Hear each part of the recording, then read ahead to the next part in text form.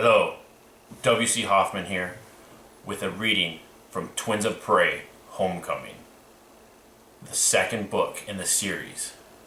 If you haven't read Twins of Prey yet, stop now. Do not watch any farther. There will be spoilers. For those of you who are excitedly waiting the release of my second book, here is a little taste of Chapter 1. The stage was set inside the high school's gymnasium. Being as small of a town that Pine Run was, this was the largest spot they could use for such an event. Rows and rows of chairs had been placed along the court floor, and every bleacher was extended outward in an attempt to fill with maximum occupancy. This was certainly the biggest event Pine Run had ever hosted, although it was no cause for celebration. The number of news crews and camera trucks parked outside was evidence enough that Pine Run would forever be changed. It was not a show or a game that the crowd had arrived for. There was no one famous presenting something or any chance of someone to win anything. The entire population of the small town and the eyes of the rest of the world, it seemed, had come to the gym in this tiny American town for the same reason: a funeral. Along the stage, there was not a single casket. It did not make sense to have a casket if there was no body. The front row seating had been saved for the families of the sheriff and his men. Each family held out hope that their loved ones were still just lost out there in the wilderness somewhere. Being that the search parties never found a single body or any signs of their existence, the families had zero closure. Yet as the months went by, and each day, their hope grew weaker and weaker. Eventually the state police stopped searching and declared the sheriff and his deputies dead. They classified the incident as a training mission gone bad. The news coverage subsided, and for a while, Pine Run slipped back into a haze of normalcy. With no police force, the residents looked to the state police post that was 35 miles away for coverage. Luckily, there was very little crime in Pine Run before the entire sheriff's department vanished, and that remained true afterwards. While most people openly talked about what may have happened and speculated wildly, the theories ranged from them simply getting lost, being attacked by a bear, wolves, or a mountain lion, all the way of them being abducted by aliens. Everyone in the gym had their own idea of what happened to the missing deputies. However, only one person in the room knew the truth. Henderson's arrival back to Pine Run in the canoe was her secret. Having come back in after midnight, not a single soul was aware that she had ever left. Docking the handmade carved boat inside the Cook Forest State Park, which was just outside of town, she made her way on foot back to the house in the dark, alone. Waking up the next morning, Henderson carried on as if the entire events of the last few days had never happened. Very few knew about the training mission the sheriff was taking the group on. Those that did know had no clue about the sheriff's true intentions. Henderson kept these things in mind as she got dressed for her shift, as if it were any other day. Still racing through her mind was a reality that, as far as she knew, her co-workers were all dead, along with her drowned brothers. The world would never know the truth. She felt as if telling the truth would only cause further pain for the families of the Pine Run itself. She knew that just the story of them not coming back would be enough to create a media circus. There was no reason to add the story of her brothers onto that. Fueling the fire for the press was not something she was about to do. Arriving for work that morning, she walked into the empty 3-room department building. The room, just as they had left it, organized, tidy, and bland. She did the normal things like starting a pot of coffee and sitting down to check the crime logs. If she was going to go on with life as if she was not invited to the training mission, then she had to do what she would have done on any other day. Grabbing the keys for her patrol car, she walked out to the back lot, and after radioing after radioing into the River County Central Dispatch to call on duty, she hit the roads. They were not due back into Pine Run for another 24 hours. There was nothing to do but to carry on with her shift. Within a week, the story of the missing deputies was out. Henderson kept up the charade of being the only deputy left behind to watch over town. It was a believable enough story. She had spun a tale of how they all went camping and planned on practicing wilderness survival, and being that she is the girl of the group, she was not brought along. Most in the town knew how the other deputies treated Henderson. It was no secret around the barber and coffee shops that she was often the butt end of an offensive joke. If being gay was not enough, the color of her skin outcasted her as well. Deputy Annette Henderson was left by the sheriff to look over Pine Run, and that is just what she intended to do. Lying, she felt, was the only recourse she could take. The truth was not an option, and although the investigation, she remained a rock. Being that interview techniques and mental preparedness were two of her strong points, this was easier for her than it would have been for most. Henderson even assisted on the search parties. These were the times that she questioned her decision the most. While she had no clue on where the twins had fought in with others, and she did know the location. Let's try that again. While she had no clue on where the twins had fought with the others, she did know the location of their cabin. Having covered the area many times since she locked them inside its rising waters, Henderson ignored it as if she walked past it, paying no attention to it, pretending the hole in the ground did not exist. To her and the others looking in the area, the door was nothing more than a piece of old oak tree. She rationalized lies with the fact that she did not kill any of her fellow deputies.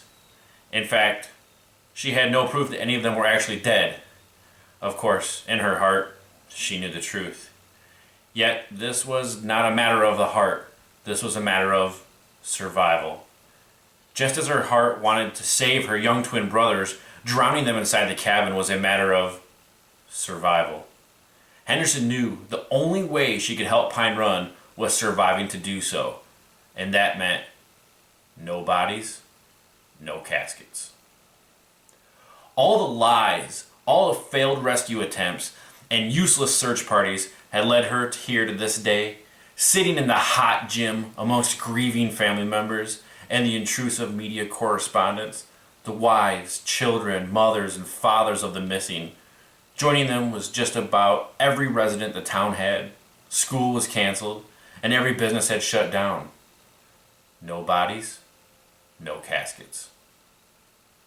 Police honor guards from every department in Michigan and many other nearby states as well as Canada were present, lining the streets of the town with patrol cars as far as the eyes could see. No bodies, no caskets. The groups filed into the hot gymnasium, taking their seats one by one. As time had passed over the months, the reverence for the situation had faded as well. It seemed as if the crowd was treating today's event as if it were a celebration of life, just as much as they were mourning a loss. Henderson sat there thinking they all should wait until Friday's football game to celebrate something. It also dawned on her that maybe they were not grieving because they did not know the truth. The truth was, no bodies, no caskets. Taking her place in the front row, she sat looking at the stage. The podium that stood in the front center was adorned with the Pine Run Township seal. Large poster-sized pictures printed of each deputy were placed on the easels and flanked the podium. Amongst the pictures were strands of flowers, each holding a card with a message of condolence for the remaining loved ones. No bodies, no caskets. As the gym filled with the sound of souls feeling good, symphonic music, Henderson felt the temperature rise. It was warm yet in the year, for it being early October. Henderson sat there in her dress uniform waiting for the service to start, unsure if the heat she felt was really that, or was only due to the feeling that every eye in the room focused on her. As an investigator, she was familiar with the condition called survivor's guilt. It was not surviving that she felt guilty about. The lies. All the lies dug into her and made her feel like less of a person. She wondered if this pain would last for the rest of her life, and if it did, Had she really even survived? Yet, she was alive. She had survived. It was now in these moments that she realized that all of Pine Run was not looking at her with blame in their eyes. Pine Run was looking to her for hope. It was Henderson's job now to protect the town, to heal the wounds her brothers had caused. Without her, Pine Run would be alone. This is her home, and she must protect it. She must rebuild it. And with these comforting thoughts, the heat was gone. The service had begun like most others. Being the size that it is, Pine Run only had one church. Father Alan Nico spoke about grace, forgiveness, understanding, and heaven. All concepts that Henderson was not interested in. Father Nico did also talk about moving on and how to do so. Henderson agreed with these sentiments. Of course, he had mentioned her in his sermon, but that made no difference. He had only spoke in generalities. His words would have affected her in the same light. The message Father Nico was trying to share with his grieving community was sharp and on point. A gifted speaker who originally was from the Saginaw area, Father Nico stood before them, a proud black man of considerable size and build, having successfully grown his congregation throughout his time here in Pine Run. Nico was often referred to as the cool preacher or the hip-hop priest. Both monikers were fitting. While some of the old-timers in town could not look past the color of his skin or even his new world ways of spreading the gospel, it was the young people Nico was really after. Nico had a gift in speaking to and saving the troubled youth and understand what the pulse of today's youth truly was. Following Father Nico, various members of missing deputies' families took turns speaking, most of them thanking the community and the other first responders for their diligent work in the investigation and search parties. Closing out the ceremony was the mayor of Pine Run, a heavyset man in his mid-50s who appeared always as if whatever he was doing in that minute was the most important task in the world. The mayor had his three-piece suit on, lumbered up the 4 steps to the stage as if he had previously climbed 60 before reaching these ones. Standing at the podium, he reached to pull the wire microphone down to his mouth. The action of his clumsiness with the microphone caused a deafening screech to reverberate throughout the gym. All in attendance gasped while shuddered in pain, covering their ears. It was as if someone had dragged an entire box full of razors across a classroom chalkboard. Standing there, aware of how annoyed those in front of him were, the mayor looked upon them with a glare of confidence.